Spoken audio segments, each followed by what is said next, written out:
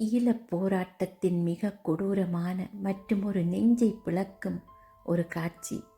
பாலச்சந்திரன் என்று அந்த சிறுவன் தலைவர் பிரபாகரனின் இளைய மகன்.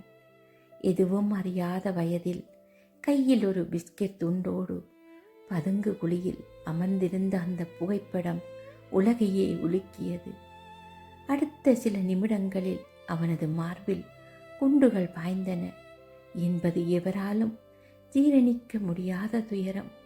அந்த சிறுவனுக்காகவும் அவனது அந்த இறுதி கணங்களுக்காகவும் இந்த வரிகள். வெள்ளை நிறச் சிவரோரம் வெறுமையோடு நீ அமர்ந்திருந்தாய். உன் கையில் இருந்த பிஸ்கெட் துண்டு உன் பசிக்கு மருந்தாக இருந்தது. நீ போர்க்களத்தில் புதல்வன்தான். ஆனால் உன் விழிகளில் இருந்தது விடுதலை அல்ல, வெறும் அப்பாவித்தனம். உன் நெஞ்சில் குண்டுகள் துளைத்த போது அந்த சின்னஞ்சிறு இதயம் என்ன நினைத்திருக்கும்? உலகமே வேடிக்கை பார்த்திருக்க உன் குருதி அந்த மண்ணில் கலந்ததே. நீ சிந்திய இரத்தம் ஒரு கதை சொல்லும். பகைவனுக்கும் ஒரு தர்மம் உண்டு. ஆனால் பாலகனை கொல்ல எந்த நீதியும் இல்லை.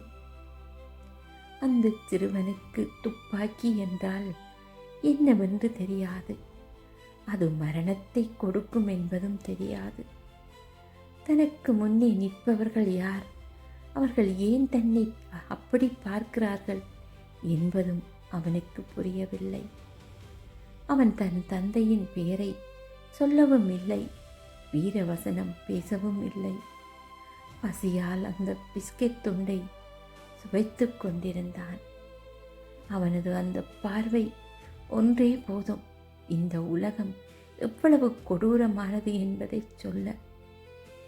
துப்பாக்கி குழல் அவன் நெஞ்சுக்கு நேரே நீட்டப்பட்ட போது கூட அவன் கண்கள் மிரளவில்லை. ஏனெனில் மனிதர்களுக்குள் இவ்வளவு வஞ்சம் இருக்கும் என்பதை அந்த பிஞ்சு மனம் அறிந்திருக்கவில்லை. மார்பில் பாய்ந்த அந்த 5 குண்டுகள் அவன் உயிரை மட்டும் பறிக்கவில்லை, மனித நேயம் என்ற சொல்லையே அறுத்தறிந்து விட்டன.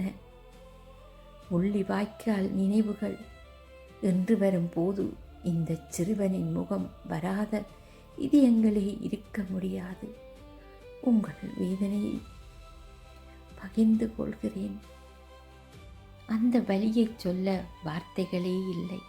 பசிக்காக ஒரு பிடி சோறு தேடி சென்ற இடத்தில் கண் முன்னே உறவுகள் சிதறி போவதை பார்ப்பது ஒரு மனிதன் சுமக்க முடியாத பாரம்.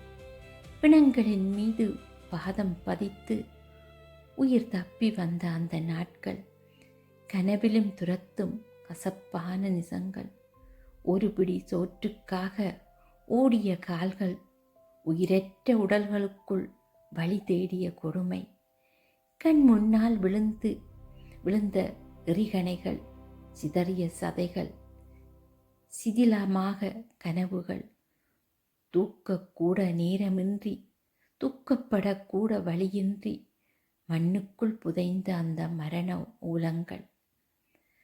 தன்னம்பிக்கை இருந்தும் தடம் மாறி போன காலம். உடலில் ஓடும் ஒவ்வொரு துளி இரத்தத்திலும் அந்த கதறல்கள் இன்னும் கேட்டுக்கொண்டே இருக்கிறது. காலம் மாறலாம், ஆனால் அந்த காயம் மாறுமா?